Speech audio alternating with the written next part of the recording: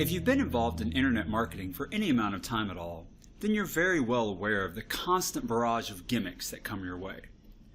Every so-called guru has a new secret formula for making money. Amazingly enough, they manage to come up with new secret formulas on a regular basis, quickly asking you to forget about the old secret formula they just sold you and move on to their next shiny object. That's how they make their money. But the reality is that there is no secret formula for making money, online or off. There is a formula though, and it's a really simple one. Step 1, find a problem that needs to be solved. Step 2, find or create a solution to the problem. Step 3, offer the solution to the people with the problem. Sounds simple and logical, right? Well, it is. That's the fundamental formula for all business done in the entire world. So let's talk about each step just a little bit. Step 1, find a problem that needs to be solved. Look, everybody's got problems. All you have to do is look around the world today. We've got problems galore. But when you're looking to create a business, you're not looking for just any kind of problem. You need to find a problem that can be solved by you. And not just any kind of solvable problem either. You want to find a problem that people are willing to pay money to solve. The best kinds of problems to solve are the problems whose solution will either save the buyer some money, make the buyer some money, or give the buyer more happiness. People have a lot less resistance to buying solutions that fall into one of those three categories. There's a reason why the weight loss industry in the United States alone is valued at over $60 billion a year. Think about it. People need to lose weight because it's better for their health and helps them feel good about themselves. Solving the weight loss problem for people hits all three things that make a problem worth solving. It saves the buyers some money, fewer doctor bills from poor health. It makes the buyers some money.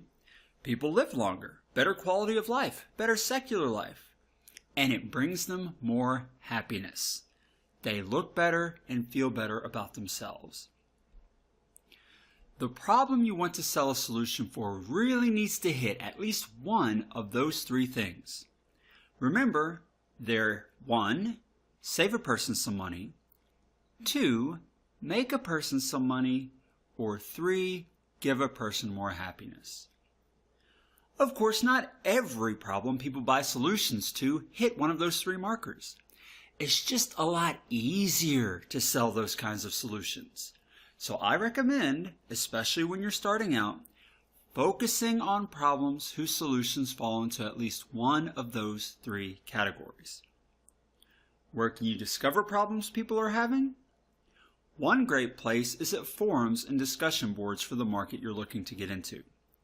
Whether it's weight loss, home improvement, travel, internet marketing, or whatever, there are tons of discussion boards and forums where people routinely go looking for solutions to their problems. If you hang out in those places, you'll become intimately familiar with the kinds of problems people in your market are facing. If one of those problems falls into at least one of the three categories we've discussed, you've got a problem worth solving.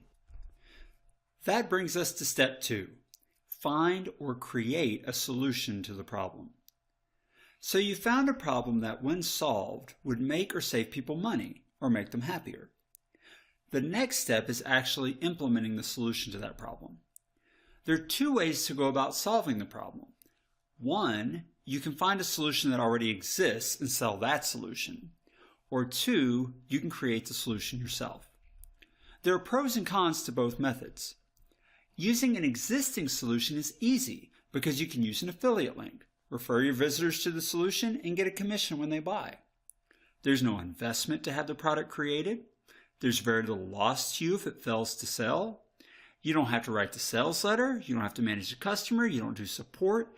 It's easy. And those are definite pros, especially when you're first starting out.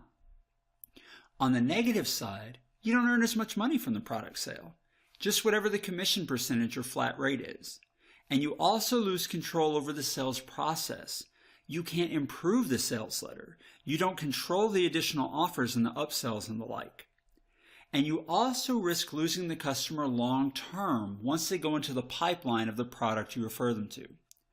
You can get around some of that by trying to get the person onto your email list before sending them through your affiliate link, but you still don't hold the trust of the customer quite as much.